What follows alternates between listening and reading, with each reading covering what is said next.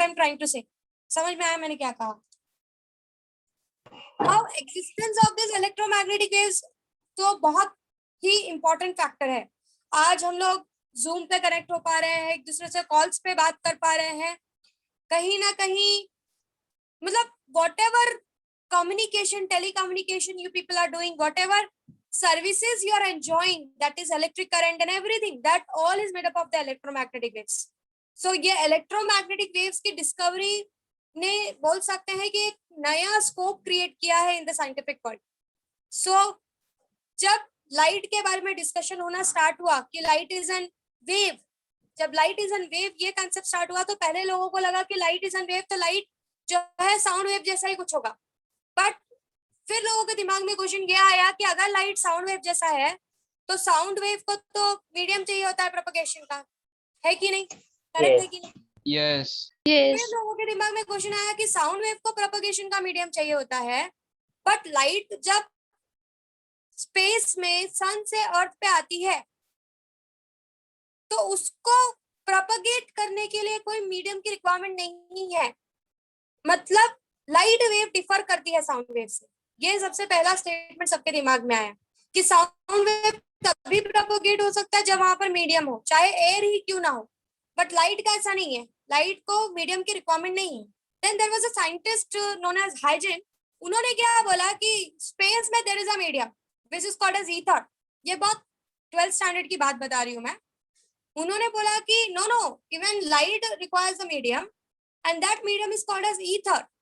But जब उन्होंने ये स्टेटमेंट पास किया तो उनके पास कोई प्रूफ नहीं था ईथर का, मतलब ईथर का एग्जिस्टेंस वो प्रूफ नहीं कर पाए क्योंकि ऐसा कुछ था ही नहीं. सो फिर लोगों ने थोड़ा सा और मॉडिफाई किया, लोगों ने इन चीज के बारे में पढ़ा तो लोगों को समझा कि no, light is an electromagnetic wave.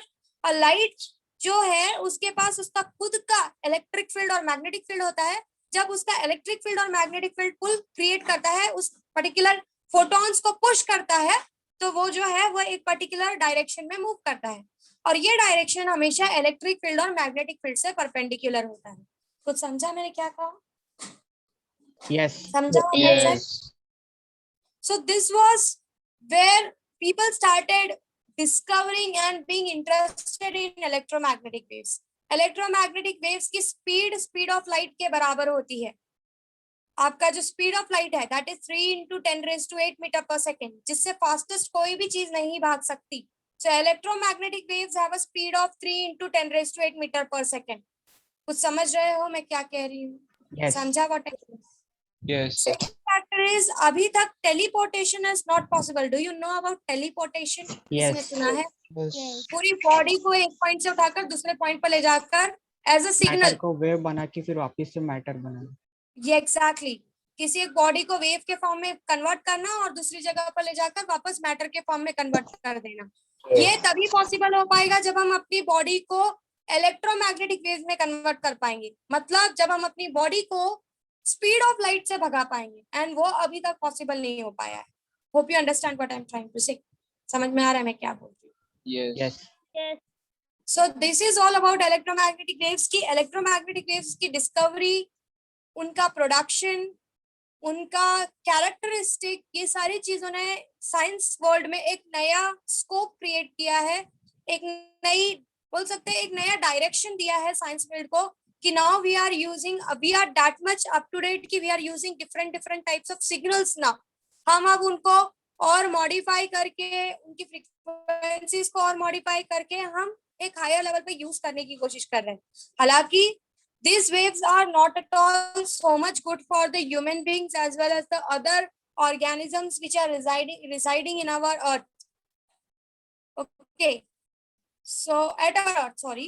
So that is not that much good for the human being to have so much high frequency waves with us and using so much technology around. But still there is a need. People are very much attracted towards new discoveries and new things. So we are approaching everything. Like earlier we were using 4G. Now we are switching to 5G. Next we will switch to some other high signals. So for enjoyment point of view, for technology point of view, things are going very well. But for medical point of view or health point of view, these things I don't consider personally. I don't consider these things to be very uh, beneficial for the health. Okay, so this was all about the electromagnetic waves. We'll discuss what we will discuss in this chapter.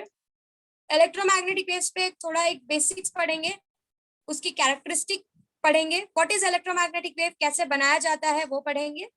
Second, what are the characteristics वो पढ़ेंगे. And then we will switch on to different kind of waves with different frequencies like x-rays, ultraviolet rays. What are the use of the x-rays, ultraviolet rays? What are the use of other waves which are highly penetrating मतलब जो body में easily enter कर जाए. आपको पता है बहुत सारे ट्रीटमेंट्स में इन वेव्स का यूज किया जाता है, जैसे कि कैंसर ट्रीटमेंट्स में वेव्स, रेडियोथेरेपी का यूज किया जाता है. Okay, so this waves are use for the medicinal purposes also, जहां पर हम बॉडी को एक्सपोज करते हैं इन वेव्स के सामने, और ये वेव्स बॉडी में एंटर करके जो भी सेल्स हैं उनको डिस्ट्रॉय करती है. So this is what is all about the uses of this electromagnetic waves and different kinds of frequencies. After that, we are going to study about the communication system, that what kind of antennas are required for the communication you do, या जब हम communication करते हैं तो कैसी क्या modifications हमको हमारे signal में करना पड़ता है. Like when I am using a cell phone over here, when I'm talking to someone, so मेरी जो energy है, जो भी मैं बोल रही हूँ, वो अगर नॉर्मली देखा जाए तो वो बहुत ज्यादा सुनाई देगी, तो मैं जिस फ्लोर पे रहती हूँ उससे ग्राउंड फ्लोर तक सुनाई देगी.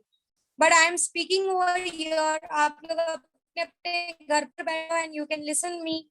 सो how that things are possible, उसके बारे में थोड़ा सा बेसिक्स पढ़ेंगे. And how many types of waves in which your signals can be transported from one point to another point. This things we are going to discuss in this chapter. कुछ समझ में आ रहा है मैं क्या कह रही हूँ? So first we are going to discuss about what is electromagnetic waves, how it is generated, what are its characteristics. After that, we are going to discuss of all where you observe the electromagnetic waves. कहाँ आप observe करते हो electromagnetic waves? Where do you observe electromagnetic waves? Any idea? कहाँ से observe करते हो? Fan, motor. Where? Light. Yes, light is one of the example. Sunlight. Sunlight. Automobiles. वो जो सिग्नल्स क्रिएट करते हैं, जो जीपीएस सिस्टम अगर आप यूज करते हो, सब इलेक्ट्रोमैग्नेटिक वेव्स है. टेलीकम्युनिकेशन में जो हम बातें कर रहे हैं जूम के through, that is a electromagnetic wave. जो आपके स्टार्स, गैलेक्सीज, ये सारी चीजें, जो ये सारे मटेरियल्स जो भी वेव्स एमिट करते हैं, दे आर इलेक्ट्रोमैग्नेटिक वेव्स. और इन्हीं के डिटेक्शन के हेल्प से हम गैलेक्सीज का मूवमेंट, स्टार्स के ऊपर क्या चल रहा है, स्टार्स में कौन से रिएक्शंस हो रहे हैं. आप सन का लाइट देख पा रहे हो, दैट इज बिकॉज ऑफ सन के ऊपर रिएक्शंस चलते होते हैं. सन, जो भी सन का लाइट आपको देखने के लिए मिल रहा है, वो इसके पीछे रीजन ये है कि सन के ऊपर कंटिन्यूअसली केमिकल रिएक्शंस चालू होते हैं, और वो केमिकल रिएक्शंस इतना ज्यादा हीट प्रोड्यूस करते हैं कि हीट प्रोड्यूस करते करते वो चमकना चालू कर देते हैं, and you observe the light. कुछ समझा मैंने क्या कहा? समझा? Yes. In the same phenomena, Yes. your tube light, your this what I can say, tube light and your bulb works. आपका जो बल्ब होता है उसके अंदर टंगस्टन लगा होता है. जब आप इलेक्ट्रिसिटी को उस टंगस्टन से पास करते हो तो वो जो टंगस्टन है वो हीट होना स्टार्ट हो जाता है, और जब कोई चीज ज्यादा हीट होती है, बहुत ज्यादा, जब वो तो लाइट में कन्वर्ट हो जाती है. सो ये फिनोमिना सब में नहीं होता, सारे मतलब it is followed by each of the materials, but सबके अंदर उस हीटिंग लेवल तक कैपेसिटी नहीं होती होल्ड ऑन करने की. कुछ बहुत जल्दी पिघल जाते हैं और कुछ के पास कैपेसिटी होती है होल्ड ऑन करने की, जिनकी मेल्टिंग पॉइंट और बॉइलिंग पॉइंट काफी हाई होती है. जैसे कि टंगस्टन की मेल्टिंग पॉइंट, बॉइलिंग पॉइंट बहुत हाई है, तो जब आप उसको हीट करते हो तो वो पिघलने के बदले क्या करता है, बहुत ज्यादा हीट अंदर एब्जॉर्ब करता है, और हीट एब्जॉर्ब कर करके वो लाइट प्रोड्यूस करना स्टार्ट करता है. Same happens with the stars, same happens with the sun. Sun के अंदर और स्टार्स के अंदर कंटिन्यूअसली रिएक्शन चालू होता है, और उन रिएक्शंस की वजह से बहुत ज्यादा हीट क्रिएट होता है, बहुत ज्यादा एनर्जी क्रिएट होती है, और वही एनर्जी जब बहुत ज्यादा हीट के फॉर्म में कन्वर्ट होती है तो you observe the light over there. So whatever light you are observing from the stars, from the galaxies, or from any of the space objects, astronomical objects, that is all about the electromagnetic waves. Clear with the part? Samjha? Yes. Yes. Sir. Now there were 4 laws regarding electromagnetic waves, जिसका एक छोटा सा view सिर्फ आपको मुझे देना है. बहुत डिटेल में मुझे नहीं जाना है इन चार लॉज के रिगार्डिंग, जिसमें से कुछ लॉज आपने पढ़े हैं, कुछ लॉज आप 12th स्टैंडर्ड में पढ़ोगे, और कुछ लॉज अगर आप हायर स्टैंडर्ड में जाते हो इलेक्ट्रोमैग्नेटिक वेव्स को डिटेल स्टडी करने के लिए तो आप वहां पर पढ़ोगे. Okay, now what are those 4 laws? First law, जो 4 लॉज है जिनको बहुत इंपॉर्टेंट माना गया है इलेक्ट्रोमैग्नेटिक वेव्स की डिस्कवरी में, प्रोडक्शन में, क्रिएशन में और यूजेस में. Those laws are, first is the first law is known as Gauss law.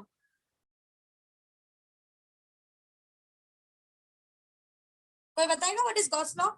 किस चीज से रिलेटेड है गॉस लॉ? आपने पढ़ा हुआ है? कहाँ पढ़ा है Gauss law? Electric field. Yes, Electrostatics. you have studied in electrostatics.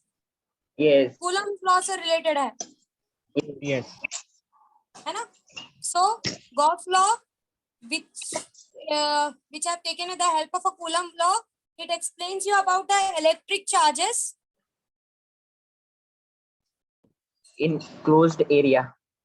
yeah, electric charges and the electric field created by it. Yes. है ना? जब आप एक चार्ज रखते हो वो अपने आजू बाजू इलेक्ट्रिक फील्ड क्रिएट करता है. अगर उस चार्ज में आप कोई टेस्ट चार्ज लाने की कोशिश करते हो, अच्छा टेस्ट चार्ज का साइन क्या होता है? पॉजिटिव या नेगेटिव? Positive. ये आपको हमेशा याद रखना है कि if someone said you that we are taking the test charges, आपके दिमाग में सीधा सेट हो जाना चाहिए कि भाई टेस्ट चार्ज बोल रहा है मतलब सीधा पॉजिटिव चार्जेस की बात कर रहा है. और जितने भी एक्सपेरिमेंटल चीजें होती हैं वो सारी पॉजिटिव चार्जेस को लेकर ही की जाती है. नेगेटिव चार्जेस के साथ जल्दी कोई इन्वॉल्व नहीं होता. हाँ, अगर स्पेसिफाई किया है कि I am taking the negative charge तो फिर फंडा पूरी तरीके से चेंज हो जाएगा. Hope you understand what I am trying to say. ठीक है? So the first law is the Gauss law, जिसने इलेक्ट्रोमैग्नेटिक वेव्स के बारे में कहीं ना कहीं एक बोल सकते हैं एक स्टार्टिंग का जो व्यू स्टार्ट किया, क्योंकि इलेक्ट्रिक फील्ड के एक चार्ज के आजू बाजू इलेक्ट्रिक फील्ड होता है. इस चीज का एक्सप्लेनेशन एज आई सेड कि electromagnetic waves consist of electric field and a magnetic field, है ना? उसके पास इलेक्ट्रिक फील्ड है और मैग्नेटिक फील्ड है. तो कहीं ना कहीं अगर ये वेव्स इलेक्ट्रिक फील्ड और मैग्नेटिक फील्ड से बने हुए हैं तो ये बोला गया कि जब चार्जेस होते हैं तो चार्जेस के आजू बाजू इलेक्ट्रिक फील्ड होता है. ये कहीं ना कहीं एक स्टार्टिंग थी इलेक्ट्रोमैग्नेटिक वेव्स को समझने की. सो सबसे पहला लॉ जिसने इलेक्ट्रिक फील्ड के बारे में चार्जेस को रिलेट करके बताया, that was the Gauss law. This is considered to be one of the most important law of the electromagnetic waves. Clear with the part? समझा? Yes.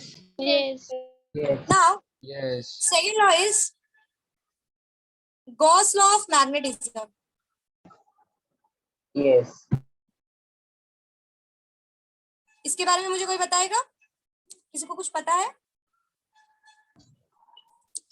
इस क्लोज एरिया में कितना मैग्नेटिक फील्ड निकल रहा है? Okay, somewhere this Gauss law का सबसे main important statement ये था कि गॉस लॉ ने बोला, ये बात जरा ध्यान से सुनना, this is quite different from what you have studied. Gauss law ने बोला कि मैग्नेट कभी मोनोपोल नहीं हो सकते. Magnet can never be monopole. Dipole का मतलब क्या होता है? मैग्नेट के पास कितने पोल है? North and Two south, pole, north and south. है ना? तो गॉस लॉ ने ये चीज प्रूव की. सी, keep it in mind whenever you study physics or whenever you have some topic to discuss with, आपके पास जब आप एक स्टेटमेंट लेकर आगे बढ़ते हो, like when you are doing PhD or masters in physics, theoretical physics I'm talking about, या कोई भी एक रिसर्च का फील्ड आप बात करो, तो जब आप एक स्टेटमेंट पास करते हो कि ठीक है, I am saying this is the statement which should be followed, so आपके पास एक बहुत अच्छा mathematical as well as practical proof होना जरूरी है. मतलब आपके पास जब आप किसी चीज को प्रूफ करने की कोशिश करते हो, जब आप उस चीज के बारे में कोई स्टेटमेंट पास करते हो, तो उस चीज का आपके पास मैथमेटिकल और प्रैक्टिकल प्रूफ दोनों होना चाहिए। लाइक आज के टाइम पे जब वैक्सीन कोविड की वैक्सीन पे कंटिन्यूसली रिसर्च चालू है, तो ऐसे कोई भी आकर एक वैक्सीन पकड़ा कर नहीं बोल सकता कि ठीक है this vaccine is useful, because people will not accept it until unless you will have a practical as well as theoretical explanation behind it. कि जब आपका एक वैक्सीन आता है तो उस वैक्सीन जो है वो कोविड का जो भी स्ट्रक्चर है उसके ऊपर वो किस तरीके से काम करता है, मतलब वो क्या करेगा कोविड के वायरस के साथ, वो प्रूफ होना आपके पास बहुत जरूरी है। तो पहले आपके पास थियोरेटिकल एक्सप्लेनेशन होना चाहिए कि व्हेन आप वो वैक्सीन लेते हो तो उस वैक्सीन की मेडिसिन कोविड की बॉडी पे किस तरीके से जाकर या आपकी बॉडी को वो किस तरीके से, आपकी बॉडी के सेल्स को वो किस तरीके से एक्टिवेट करेगी, किस तरीके से बाउंड करेगी, किस तरीके से एक्शन करवाएगी, वो सारा एक्सप्लेनेशन थियोरेटिकली आपके पास होना चाहिए। जब आपका थियोरेटिकल एक्सप्लेनेशन वैलिड हो गया, कोई ऐसा लॉ नहीं है जो उस पर्टिकुलर एक्सप्लेनेशन को रॉन्ग प्रूफ कर रहा है, फिर प्रैक्टिकल पे जाते हैं। फिर प्रैक्टिकल पे ये ऑब्जर्व करने की कोशिश करते हैं कि बहुत सी चीजें थ्योरी पे बहुत इजी लगती है क्योंकि वहां पर आप किसी चीज पे वो चीज डील नहीं कर रहे हो, पर जब आप प्रैक्टिकली उस चीज को लेकर जाते हो तो वो थ्योरी के साथ कितना मैच हो रही है दैट इज कंसिडर्ड। अगर 95-96% या 90% मैच हो रही है then you say okay now we can deal ahead with the people. फिर उसके बाद आप बहुत सारे टेस्ट करते हो, बहुत सारी चीजों पर वो चीज अप्लाई करते हो एंड देन यू से कि हाँ okay theoretical practical and experimental सारी चीजें अच्छी चल रही है, then you consider it to be best. कुछ समझ रहा है मैं क्या कह रही हूँ? सो जिस Gauss law of magnetism it came to the explanation of a monopole। उसने बोला कि मैग्नेट्स कभी मोनोपोल नहीं हो सकता। सो he mathematically, he proved it experimentally, he proved it practically कि सच में मैग्नेट हो सकते। और इस चीज को प्रूव करने के लिए he took the help of a mathematical term known as curl. अब ये क्या है? जैसे इंटीग्रेशन होता है ना आपका, उसी तरीके से कर्ल होता है, ठीक है। Curl is a mathematical operation जो ये बताता है कि किसी भी चीज का कोई भी चीज what I can say round होकर रिजल्ट कर रही है या नहीं। व्हाट आई मीन टू से just understand, like if you have one magnet, आपके पास एक मैग्नेट है। अब ये जो कर्ल ऑपरेटर है, ये जो मैथमेटिकल ऑपरेटर है, ये बताता है कि जब यहाँ से ये मैग्नेटिक फील्ड निकली तो ऐसा नहीं होगा कि ये मैग्नेटिक फील्ड, लाइक आपने एक चार्ज रख दिया, चार्ज के फील्ड कैसे निकलती है? ऐसे Yes. स्प्रेड होता है ना। सो यहाँ पर आपका जो इलेक्ट्रिक फील्ड है वो कर्ल नहीं हो रहा है। कर्ल मतलब जैसे कर्ल का रियल मीनिंग क्या होता है? मुड़कर वापस एक पॉइंट पर आ जाना। सो ये क्या हो रहा है? ये कंटिन्यूसली स्प्रेड हो रहा है ना, इट इज स्प्रेडिंग। इसका ऐसा हो रहा है कि ये यहाँ से स्टार्ट होकर वापस कहीं पर जाकर खत्म हो रहा है? Is it like that? No, this spreading is called as divergence. ये भी एक मैथमेटिकल ऑपरेटर, ठीक है। सो ठीक है, समझा तो ठीक, नहीं समझा तो यू कैन अवॉइड इट, ठीक है। So he with the help of a mathematical operator curl he prove that कि हमेशा जब भी एक मैग्नेटिक फील्ड एक पॉइंट से निकलेगी, जब भी एक मैग्नेटिक लाइंस ऑफ फोर्स एक पॉइंट से निकलेगा, तो ऐसा नहीं होगा कि यहाँ ये एक मैग्नेट है उसका मैग्नेटिक लाइंस ऑफ फोर्स ऐसा निकले। अगर वो एक पॉइंट से शुरू हो रहा है तो वो दूसरे पॉइंट से अंदर एंटर करेगा ही करेगा। और ये चीज उसने ये कर्ल ऑपरेटर के हेल्प से समझाई। तो समझा मैंने क्या कहा? समझा? Yes. तो छोटा मैग्नेट ले लो, you took a very, if you can take a very small piece of the magnet then also it will have one north pole and one south pole with it। ऐसा कभी नहीं होगा कि only north pole और only south pole exist। तो monopole exist नहीं करता। this is the second law which your Gauss law of magnetism का जो मेन प्रूफ है, this is all about, that was all about the monopole of the magnet। पहला law समझा? पहला वो law was electrostatic one। Second law में उसने क्या बोला? what was the second law? Monopole will never exist. Never exist. Yes, monopole never exists। Now, third law जो जिसके बारे में आप डिटेल में पढ़ोगे in 12th स्टैंडर्ड इस Faraday's law। इसके बारे में आपने 10th स्टैंडर्ड में थोड़ा बहुत पढ़ा है, किसी को याद है? Faraday's law,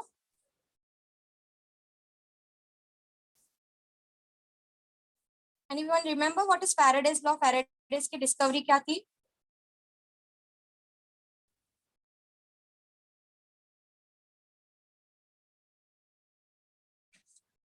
किसी को याद नहीं है Faraday's की डिस्कवरी क्या थी?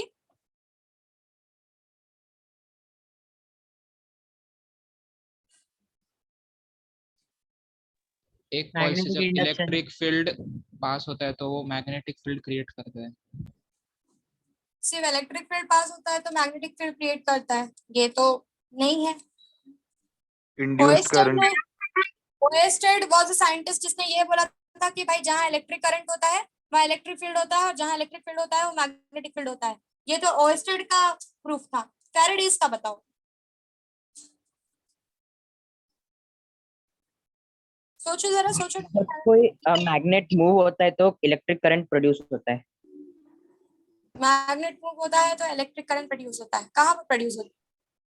मैग्नेट के अंदर। कंडक्टर में, कंडक्टर। मतलब आपका ऐसा Coil बोलना में। है कि जब एक कंडक्टर को आप सामने रखोगे और उसके सामने जब आप मैग्नेट को मूव करोगे, so there will be a production of current, है ना? This is what you want to say. Means उसका उल्टा किया फिर भी इलेक्ट्रिसिटी इंड्यूस होएगा उसमें। Exactly. मतलब अगर आपने मैग्नेट को रखा और इवन आपने कॉइल को मूव किया तो भी आप ये चीज एक्सपीरियंस करते हो। Yes. Yes. So Faraday's law says that कि whenever, see, keep it in mind, किसी ने मुझे बोला कि इलेक्ट्रिक फील्ड होगा तो मैग्नेटिक फील्ड होगा, particularly I cannot say that this is wrong, this is correct actually। जहां पर इलेक्ट्रिक फील्ड होता है अपने आप मैग्नेटिक फील्ड क्रिएट हो जाता है, और जहां पर मैग्नेटिक फील्ड होता है ना वहां पर अपने आप इलेक्ट्रिक फील्ड क्रिएट हो जाता है। ये एक मतलब दिस इज ऑब्जर्व फिनोमिना कि अगर कहीं पर चेंजिंग इलेक्ट्रिक फील्ड हो रहा है या कहीं पर इलेक्ट्रिक फील्ड एग्जिस्ट कर रहा है तो वहां पर मैग्नेटिक फील्ड एग्जिस्ट करने के चांसेस है। Okay, now let me explain you something about the Faraday's law. जैसे कि आप लोगों ने बोला कि मैम लेट्स से मैंने एक कॉइल रखा है यहाँ पे मैं एक गैल्वेनोमीटर रख रही हूँ जिससे मैं करंट डिटेक्ट कर सकती हूँ। Now this is a magnet and I started moving this magnet. So whenever I'll move this magnet, होगा क्या कि of course आपको पता है कि ये मैग्नेट का मैग्नेटिक लाइंस ऑफ फोर्स होगा, है ना? Yes. अब जब आप इस मैग्नेट को मूव करते हो तो ये लाइंस ऑफ फोर्स जो है ना, सी उसको उस कॉइल को मैग्नेटिक फील्ड रहने से कोई प्रॉब्लम नहीं है। अगर मैग्नेटिक फील्ड है तो वेरी गुड, कोई प्रॉब्लम नहीं है। बट अगर जब आप इस मैग्नेट को मूव करते हो तो व्हाट यू एग्जैक्टली डू, आप ना ये मैग्नेटिक लाइंस ऑफ फोर्स को डिस्टर्ब करते हो। और जब आप इस मैग्नेटिक लाइंस ऑफ फोर्स को डिस्टर्ब करते हो, इसके अंदर ये कॉइल जो है इसके अंदर जो फ्री चार्जेस होते हैं ना, वो फ्री चार्जेस डिस्टर्ब हो जाते हैं। और वो फ्री चार्जेस क्या कोशिश करते हैं, वो ये कोशिश करते हैं कि किसी भी तरीके से ये जो मोशन हो रहा है ना, ये मोशन रुक जाए। वो समझ रहे हो मैं क्या कह रही हूँ? समझा? See what you are doing when you are moving the magnet, जब आप मैग्नेट को आगे पीछे की तरफ मूव कर रहे हो, आप क्या कर रहे हो, आप लाइंस ऑफ फोर्स को डिस्टर्ब कर रहे हो। कुछ समझ रहे हो मैं क्या कह रही हूँ? You are disturbing the lines of force. जब आप इस आगे की तरफ मूव करते हो, लाइंस ऑफ फोर्स इस एरिया में बढ़ जाती है। जब आप पीछे की तरफ लेकर आते हो, लाइंस ऑफ फोर्स इस एरिया में कम हो जाती है। मतलब इसके ऊपर जो लाइंस ऑफ फोर्स है ये कंटिन्यूसली चेंज हो रही है। तो समझ रहे हो मैंने क्या कहा? समझा मैंने क्या कहा? Yes. Yes. और जब आप कंटिन्यूसली इसका मूवमेंट कर रहे हो, आपने आगे की तरफ लगा, अब मैम कैसे लाइंस ऑफ फोर्स चेंज हो रही है? अब मुझे बताओ, मैग्नेट के जब आप जितना क्लोज जाते हो, आपको नहीं लगता कि वहां पर अट्रैक्शन और ज्यादा स्ट्रांग हो जाता है एज कम्पेयर टू जितना आप Yes. दूर रहते हो? सो जब आप इसको पास लेकर आते हो तो इस फील्ड में जो लाइंस ऑफ फोर्स है ये बढ़ जाती है। जब आप इसको दूर लेकर जाते हो, इस फील्ड में जो लाइंस ऑफ फोर्स है वो कम हो जाती है। तो ये कॉइल के जो चार्जेस है ये क्या बोलते हैं कि भाई तुमको मैग्नेटिक फील्ड रखना है ना, तुम रखो, पर ये कंटिन्यूसली ये चेंज करने का फंडा मत क्रिएट करो कि अचानक से तुम लाइंस ऑफ फोर्स एकदम बढ़ा दो, फिर लाइंस ऑफ फोर्स कम होना चालू हो जाए, फिर बढ़ा दो। इससे क्या होता है, ये जो चार्जेस है ना, ये फ्री चार्जेस, ये डिस्टर्ब हो जाता है। तो समझ रहे हो मैं क्या कह रही हूँ? समझा? जब मैग्नेट पास आता है, लाइंस ऑफ फोर्स एकदम बढ़ जाता है। जब मैग्नेट दूर जाने लगता है, लाइंस ऑफ फोर्स कम होने लग जाता है।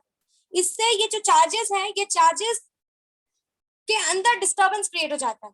सो अगर आपने किसी भी रीजन से अगर आपका, इवन अगर आप ये कॉइल मूव कर रहे हो, जब आप कॉइल पास में लेके गए, इस कॉइल के फील्ड में बहुत ज्यादा लाइंस ऑफ फोर्स हो जाएंगे।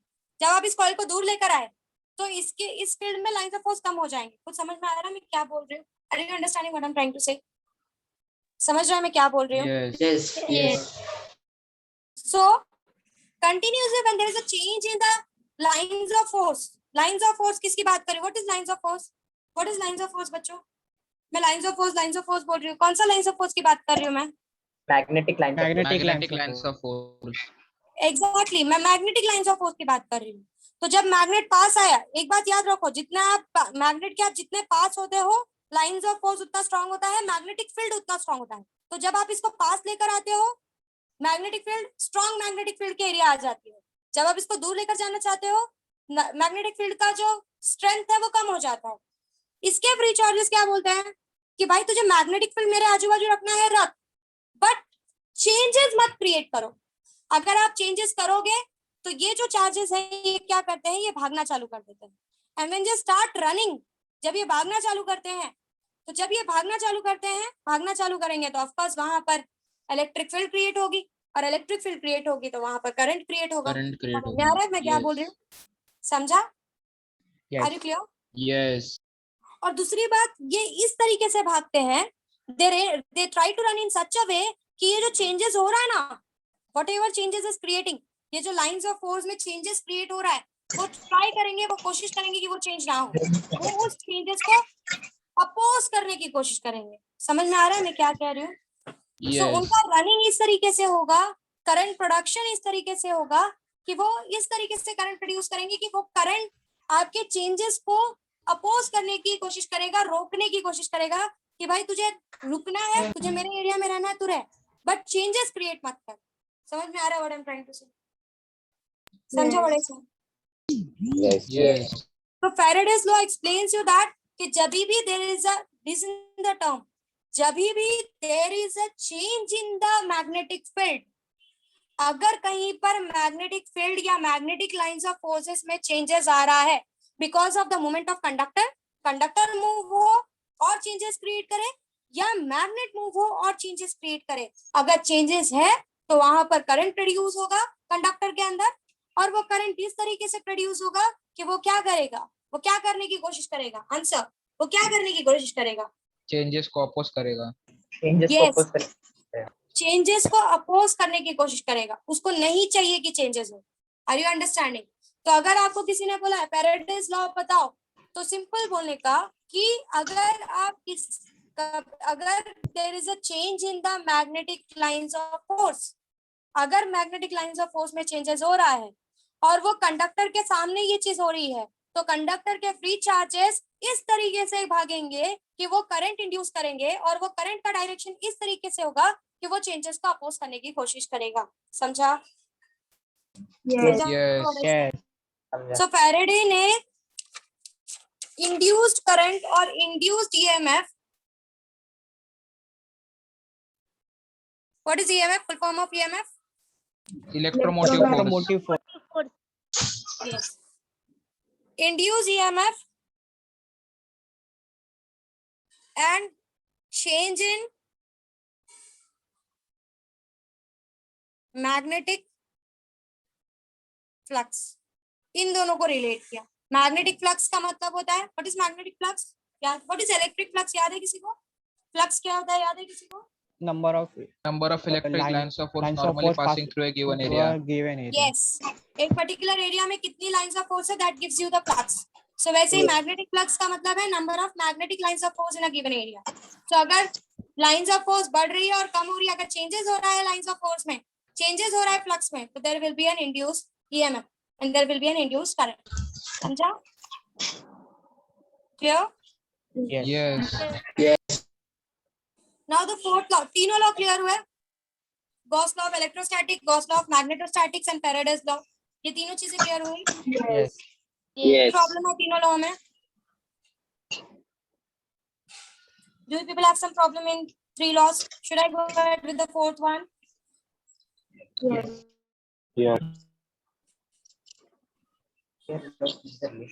Let's go ahead with the 4th one. 4th one is known as Ampere's law.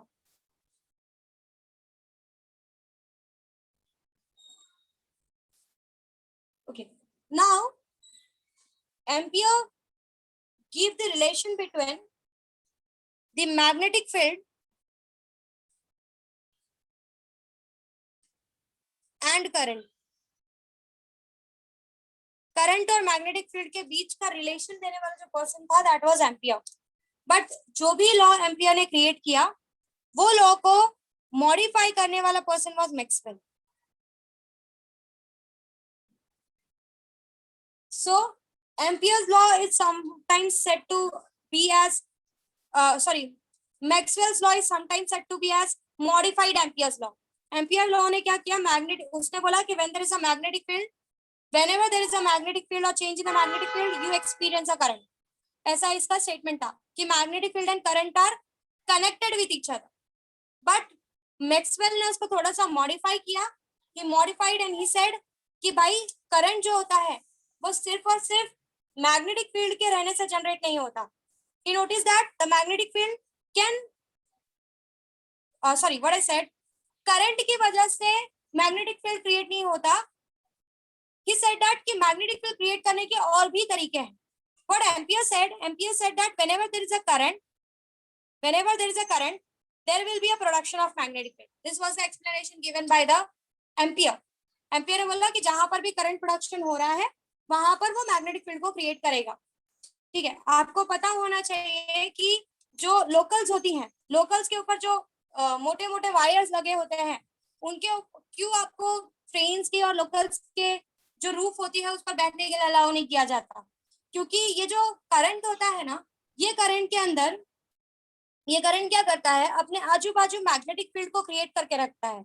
Like अगर आप उस वायर को टच नहीं भी कर रहे हो तो भी आपकी बॉडी अगर गुड कंडक्टर है, ऑफकोर्स आपकी बॉडी एक गुड कंडक्टर है, तो अगर आप उस रूफ पे खड़े हो और उसका स्ट्रेंथ इतना स्ट्रांग है उस करंट का, तो वो अपने आजू बाजू में एक स्ट्रांग मैग्नेटिक फील्ड बनाकर रखता है और वो मैग्नेटिक फील्ड अपने आप आपको अपनी तरफ खींच लेगा. समझ में आ रहा है मैं क्या कह रही हूँ?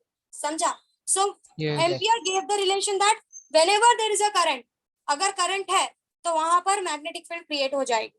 समझ में आया मैंने क्या कहा? समझा? Yes. तो अगर कहीं पे भी करंट वाला एरिया है, मतलब कहीं पर अगर करंट पास आउट हो रहा है या बन रहा है, तो उस एरिया में हमको काफी संभल कर चलना होता है. क्योंकि जहां पर भी करंट प्रोडक्शन होता है या जहां पर भी करंट पास हो रहा होता है, वो अपने आप अपने आजू बाजू मैग्नेटिक फील्ड बनाकर रखता है. और जैसे ही कोई मैग्नेट या कोई भी गुड कंडक्टर उस फील्ड में आता है, वो अपने आप, आपको टच करने की जरूरत नहीं है, वो अपने आप आपको उस चीज की तरफ खींच लेगा. सो इसीलिए बोलते हैं कि लोकल ट्रेन की जो रूट्स होती है या जो ट्रांसपोर्ट व्हीकल्स की रूट्स होती हैं, उनके ऊपर चढ़कर नहीं चलना चाहिए. You should not go. Okay, because whenever there is a movement of current or whenever there is a current which is passing through the wire, it creates a strong magnetic field around itself, and when it creates a magnetic field around itself, आप touch करो या मत करो, वो आपको अपनी तरफ attract कर लेगी. सो एम्पियर का ऐसा बोलना था कि करंट है तो मैग्नेटिक फील्ड क्रिएट होगा. बट मैक्सवेल ने मॉडिफाई किया और मैक्सवेल ने बोला कि सिर्फ करंट के रहने से, of course current generates a magnetic field, ये बात करेक्ट है, बट सिर्फ करंट के रहने से मैग्नेटिक फील्ड बनता है ऐसा नहीं है. He said that कि अगर किसी वजह से इलेक्ट्रिक फील्ड चेंज हो रही है, if there is a change in the electric field because of any of the reason, so there will be a production of magnetic field. तो यहाँ पर मैग्नेटिक फील्ड प्रोड्यूस होगी.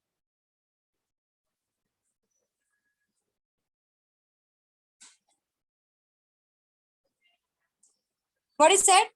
Maxwell, Ampere said that कि current होगा तो ही magnetic field produce होगी. But Maxwell ने modify किया और मैक्सवेल ने बोला कि अगर किसी भी रीजन से इलेक्ट्रिक फील्ड चेंज हो रहा है, there is a change in the electric field. जैसे कि आप यहाँ पे देखो, आपने एक चार्ज रखा, you kept one charge, charge ने अपने आजू बाजू इलेक्ट्रिक फील्ड क्रिएट किया. यहाँ पर करंट बन रहा है क्या? Do you have the current? No. But electric field change हो रही है, मानते हो? Yes. यहाँ पर इलेक्ट्रिक फील्ड का स्ट्रेंथ स्ट्रांग होगा, दूर जाओगे तो और कम होगा, दूर जाओगे तो और कम होगा. सो व्हाट इज सेड कि अगर किसी भी रीजन से इलेक्ट्रिक फील्ड चेंज हो रहा है तो वहां पर भी प्रोडक्शन ऑफ मैग्नेटिक फील्ड होगा. समझा व्हाट आई सेड? Yes. ठीक है. So he said that magnetic field create करने के दो तरीके हैं, या तो करंट हो प्लस यहाँ या तो वहां पर चेंज इन क्या हो, what should be there, change in Electric field. So इस तरीके से उसने एम्पियर लॉ को पूरी तरीके से मॉडिफाई कर दिया कि भाई अगर तू जो जहां पर भी तू करंट जनरेट कर रहा है by flowing the electricity, so you can not only say that कि करंट की वजह से ही मैग्नेटिक फील्ड का प्रोडक्शन है.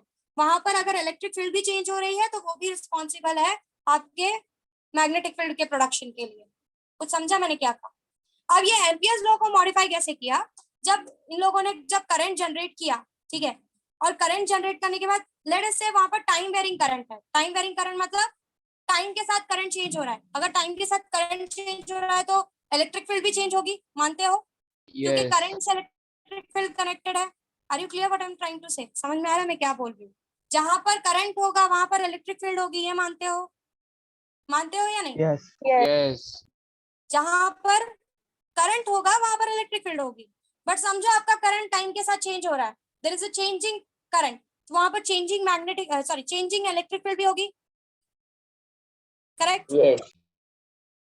सो जब उन्होंने ऐसा एक्सपेरिमेंट किया जहां पर current was changing with time, और उन्होंने जब मैग्नेटिक फील्ड का वैल्यू कैलकुलेट किया तो उनको इसके बराबर नहीं मिला, उनको ये मैग्नेटिक फील्ड थोड़ा ज्यादा मिला। क्यों ज्यादा मिला? Anyone can answer? क्यों ज्यादा मिला? तब ये वाला पार्ट नहीं था एम्पियर के एक्सपेरिमेंट के हिसाब से। होते जा रहा है, हाँ, चेंज होने की वजह से यस मैग्नेटिक बोलो।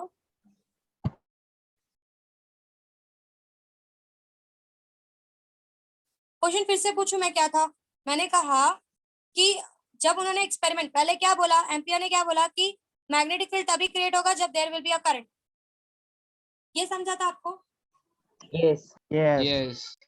गर्ल्स, आप लोगों को समझा what I am trying to say? Yes. कोई ऐसा है जिसको ये फिनोमेना नहीं समझा what I said? Ampere said that कि whenever there is a current there will be a production of magnetic field. ये क्लियर हुआ सबको?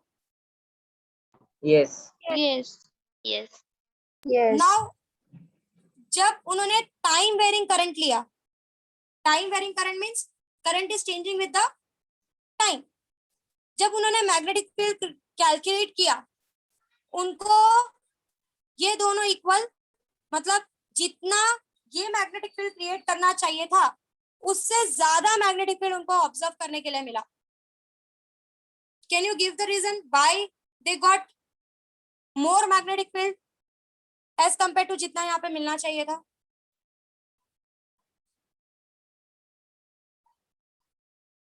मैक्सवेल्स का एक्सप्लेनेशन क्या था?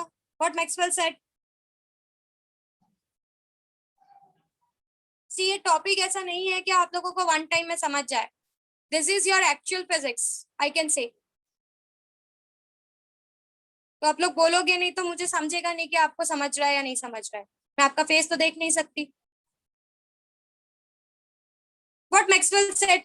मैक्सवेल ने क्या बोला? क्या बोला मैक्सवेल ने? देख के तो बोल सकते हो ना। करंट से मैग्नेटिक फील्ड प्रोड्यूस होता है और चेंज इन इलेक्ट्रिक फील्ड से भी मैग्नेटिक फील्ड प्रोड्यूस होता है। यस, मैक्सवेल ने बोला, एम्पियर ने ये बात बोली कि ठीक है करंट है तो मैग्नेटिक फील्ड होगा, पर Yes. मैक्सवेल ने क्या बोला कि सिर्फ करंट के रहने से मैग्नेटिक फील्ड नहीं बनता। ठीक है, अगर कहीं से किसी रीजन से इलेक्ट्रिक फील्ड चेंज हो रही है वो भी मैग्नेटिक फील्ड को बनाने के लिए रिस्पॉन्सिबल होगी। तो समझे मैंने क्या कहा? Yes. Yes. Girls, are you clear what I am trying to say? Yes. Devika, Khushi, Kinjal, Manali, do you people understand what I am trying to say? Yes, समझा मैंने ma'am. क्या बोला? Yes.